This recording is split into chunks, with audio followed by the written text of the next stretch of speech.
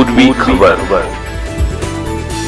राहालेन स्थित टीएमसी कार्यालय में शहीद दिवस 21 जुलाई की तैयारियों को लेकर एक अहम बैठक हुई, जिसमें सांसद कल्याण बनर्जी, कीर्ति आजाद और पूर्व मंत्री मलय घटक शामिल हुए। इस दौरान कल्याण बनर्जी ने पार्टी छोड़ने वाले नेताओं पर गद्दारी का आरोप लगाते हुए कहा कि वे आज अपने क्षेत्रों में सभा करने तक की हिम्मत नहीं जुटा पा रहे हैं। आगामी 21 जुलाई ममता बंदोपाध्याय डाके যে কলকাতাতে যে আমাদের শহীদ স্মরণের সভা হবে, সেই সভায় সবাই যাবে, তার আমরা আজকে সেই নিয়ে আলোচনা করলাম। এই যারা এসছে আজকে, তারা অনেক বাধা সত্ত্বেও, পুলিশের থ্রেট সত্ত্বেও, বিজেপির গুন্ডামি সত্ত্বেও আজকে তারা এসে এখানে উপস্থিত হয়েছে। এবং আজকে সকালে এই জায়গায়, এই যে এই অফিসে বিজেপির লোকেরা এসে যাতে মিটিং না হয় তার জন্য ঝামেলা করেছে। আমাদের নেতৃত্ব যারা আছেন এখানে এবং সহকর্মী যারা আছেন, তারা সবাই মিলে বিজেপির এই গুন্ডামিকে আজকে রুখে দিয়েছে এবং আজকে আমরা মিটিং এখানে করলাম।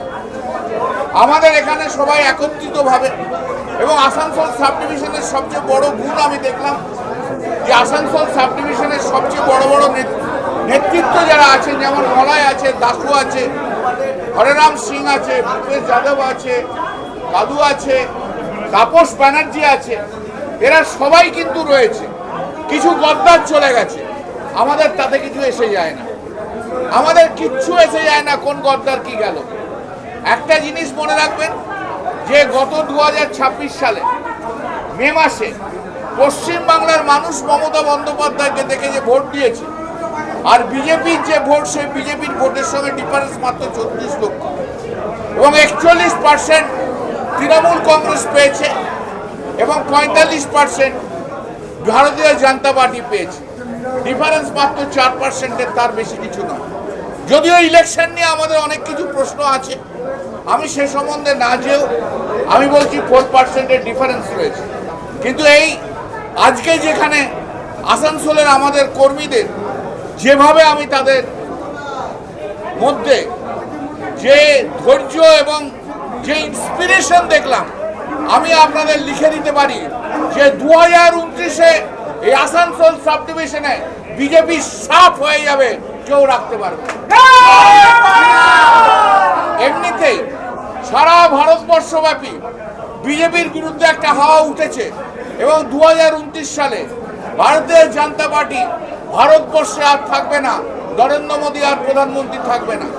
যেভাবে গণতন্ত্রকে হত্যা করা হচ্ছে, যেভাবে অটোক্রেসি চালানো হচ্ছে, যেভাবে মানুষের বাকরুদ্ধ করা হচ্ছে, যেভাবে বিরোধী দলের স্পেস নষ্ট করা হচ্ছে, এইসব ভারতবর্ষের মানুষ তার বিরুদ্ধে প্রতিবাদ করছে এবং প্রতিবাদ করবে।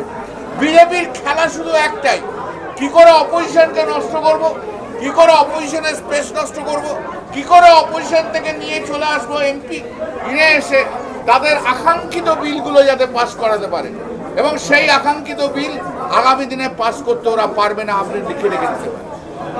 ভারতবর্ষের রাজনীতি যেভাবে প্রতিদিন পাল্টাচ্ছে, সেই পাল্টানোর সঙ্গে সঙ্গে ভারতবর্ষের মানুষ যেভাবে তাদের রাজনৈতিক দলকে চাপ দিচ্ছে, সেই রাজনৈতিক দলরাও কিন্তু একদিন আমাদের পথে হাঁটতে হবে, সেই রাস্তায় আগামী দিনে তৈরি।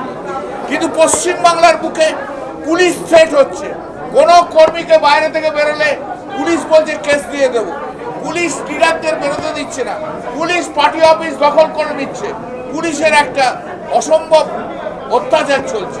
পশ্চিমবাংলায় শুধু পুলিশই রাজ রয়েছে, অন্য কিছু নেই। বিজেপির কেউ নেই, বিজেপি দল চালাচ্ছে না, দল চালাচ্ছে বিজেপির দলটা চালাচ্ছে পশ্চিমবাংলার পুলিশ, তারাই দলটা চালাচ্ছে। অতএব আমরা তা চিন্তা করি না, মানুষ রয়েছে, মানুষকে সঙ্গে নিয়ে আমরা আগামী দিনে এগিয়ে যাব।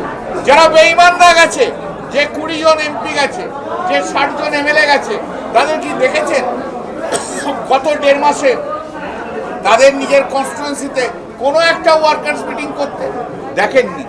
তাদের কি দেখেছেন যে তাদের কনস্টিটুয়েন্সিতে তাদের কোনো জায়গায় ঘুরে বেড়াতে দেখেননি? যারা যারা গেছে তারা তাদের মধ্যে কাউকে ঘুরতে দেখেছেন? দেখেননি। কারণ তৃণমূল কংগ্রেসের ওয়ার্কাররা তারা তাদেরকে একদমই গ্রহণ করছে না। এটা আপনারা বারুইপুর ইনসিডেন্টে দেখেছেন, যখন এমএলএ সকল অপোজিশন লিডার যখন গিয়েছিলেন, তখন তো মানুষের তাড়া খেয়ে কেমন ছাতা নিয়ে এগিয়ে যাচ্ছিলেন, সে তো আপনারা সবাই দেখেছেন। আপনারা দেখেছেন এমপিরা কি ভাষা শুনেছে, যারা চলে গেছে তৃণমূল কংগ্রেস ছেড়ে, তারা কি ভাষা শুনেছে আপনারা সবাই শুনেছেন, আপনারা তা দেখেছেন। এবং আজও বলে দিচ্ছি, বাংলার মানুষ এদের গ্রহণ করবে না, কারণ এরা হচ্ছে শুভেন্দু অধিকারীর বি টিম। আমি বলছি না বিজেপির বি টিম, পশ্চিম বাংলায় শুভেন্দু অধিকারীর বি টিম তৈরি করেছে। আর এই শুভেন্দু অধিকারীর বি টিমে যত কয়লা চোর, যত গরু চোর, যত পাথর চোর, যত ডাকাত, যত লুম্পেন তৃণমূলের ছিল, সব চলে গেছে। আমরা খুব হ্যাপি, আমি খুব হ্যাপি যে অনুব্রতকে নিয়েছে। আই এম ভেরি হ্যাপি যে অনুব্রত মণ্ডলকে অন্তত শুভেন্দু অধিকারী নিয়ে বলছে গায়ে হচ্ছে ধোয়া তুলসী পাতা। আমি খুব হ্যাপি, আমি খুব হ্যাপি যে ববি হাকিমকে নিয়েছে, বড় হ্যাপি, কারণ ওর মধ্যেই তো ওটা লিখতে বলেছিল সবচেয়ে বড় চোর। আমি খুব হ্যাপি যে ওই প্রকাশ সিং বা চিকবাড়ি, যাকে বিজেপি নিয়ে রাজ্যসভার ক্যান্ডিডেট করছে, কারণ ওদেরই মন্ত্রী ওকে বলেছিল বালি চোর। इस पर पलटवार करते हुए भाजपा नेता अग्निमित्र पाल ने कहा कि पिछले 15 वर्षों से बंगाल की उन्नति का जो रास्ता रुका हुआ था, उसे भाजपा सरकार दूर करेगी और शुभेंदु अधिकारी के नेतृत्व में एक उन्नत बंगाल का निर्माण करके दिखाएगी। কল্যাণ বাবু নাকি গদ্দার বলছেন। কল্যাণ বাবু, আপনি কাকে গদ্দার বলছেন? আপনারা গদ্দারি করে কংগ্রেসকে ভেঙে কংগ্রেসের পেট থেকে টিএমসি কে তৈরি করেছিলেন। যে মানে মমতা ব্যানার্জি আজকে টিম গঠন করলো, দলটাকে গঠন করলো, আজকে সেই টিম ভেঙে টুকরে টুকরে গ্যাং হয়ে গেছে। আপনি যাকে পাশে নিয়ে বলছেন তার ভাই, আপনি পাশে নিয়ে বসে আছেন আমাদের প্রাক্তন মন্ত্রী মলয় ঘটক, তার ভাই অভিজিৎ ঘটক এবং নরেন চক্রবর্তী, হরিহর আত্মা, এই তিনজনই ছিল থ্রি মাস্কেটিয়ার্স। তারা এখন রয়েছে অন্য টিমে, ঋতব্রত বাবুর টিমে। আপনি গদ্দার বলছেন, তাহলে আপনার পাশে যে বলে আছে তাকেও গদ্দার বলছেন, তারই তো ভাই। তার মানে নরেন চক্রবর্তী যে আমাদের জেলার আপনাদের দায়িত্বে ছিলেন প্রেসিডেন্ট, তাকেও আপনি গদ্দার বলছেন। পুরো টিমটাই আপনারা আসলে গদ্দারি করেছেন বাংলার মানুষের সাথে। আপনি কাকে গদ্দার বলছেন দ্যাট ইজ নট ইম্পর্টেন্ট, কিন্তু আপনারা 15 বছর ধরে বাংলার মানুষকে যে গদ্দারিটা করেছেন না, প্রতিশ্রুতি দিয়েছেন, প্রতারণা করেছেন, কোনো কাজ করেননি, বাংলার মানুষ তার জবাব দিয়েছেন। তবে আপনারা যে নেগেটিভ পলিটিক্স করেন সেই বিষয়ে আমরা কোনো উত্তর দেব না। 21শে জুলাই বলছে প্রচুর, 21শে জুলাই তো মাননীয় মুখ্যমন্ত্রী বলেছেন আপনারা ব্রিগেডে করুন। আমরাও দেখতে চাই যে ব্রিগেডটা ভরে কিনা, আমরাও তো দেখতে চাই যে আপনারা যে বলেছিলেন যে হম্বিতম্বি করেছিলেন, হুমকি দিয়েছিলেন। আমাদের মুখ্যমন্ত্রী, আপনাদের মতো তো আমাদের ব্লাড ডোনেশন ক্যাম্প করতেও আমাদের আদালতে যেতে হয়েছে। আমাদের মুখ্যমন্ত্রী তো আপনাদের পারমিশন দিচ্ছেন, আপনারা করুন, ময়দানে করুন, ব্রিগেডে করুন। আমরাও দেখতে চাই তৃণমূল কোন তৃণমূল করছে, কটা তৃণমূল আর তাদের সংখ্যা কত। আজকে কল্যাণ ব্যানার্জি বলুন, কি অভিষেক ব্যানার্জি বলুন, কি মমতা ব্যানার্জি বলুন, কি ঋতব্রত বাবু বলুন, কি কুণাল বাবু বলুন, কি কাকলি দিদি বলুন, খুব একটা কি বেশি কিছু আমাদের বলার নেই, কারণ বাংলার মানুষ যা বলার বলে দিয়েছে। 15 বছর ধরে বিশাল উন্নয়নের কথা যারা বলেছিল, বাংলার মানুষ তাদেরকে বঙ্গোপসাগরে ছুঁড়ে ফেলেছে। এবার আবার তারা এই রাজনীতি করতে থাকো যেটা 15 বছর ধরে করেছে, শুধু লোকের গায়ে কাদা ছোটানো, শুধু লোককে ডিমিন করা, শুধু ডেভেলপমেন্টের কাজ না করতে দেওয়া, সবসময় রাজনীতি করা। আমরা ইন্টারেস্টেড নই আসলে। আপনাদের বারবার আমি বলি যে আমাদের মাননীয় মুখ্যমন্ত্রী, বাংলাকে এগিয়ে নিয়ে যেতে হবে, আমাদের সামনে খুব কম সময় মানুষের জন্য কাজ করতে হবে।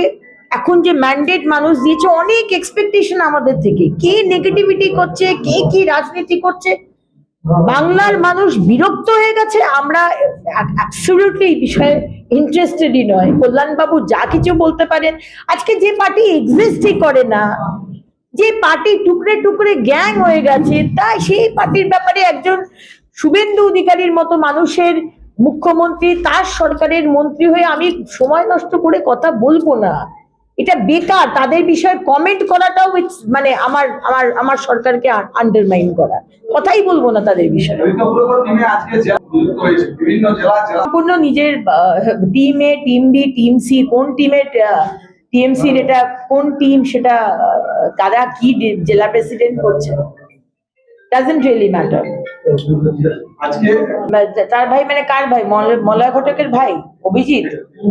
हमारे चैनल को लाइक शेयर सब्सक्राइब करना ना भूलें और बेल आइकन को दबाना ना भूलें और देखते रहें पूर्वी खबर। पूर्वी खबर, नजर सब पर।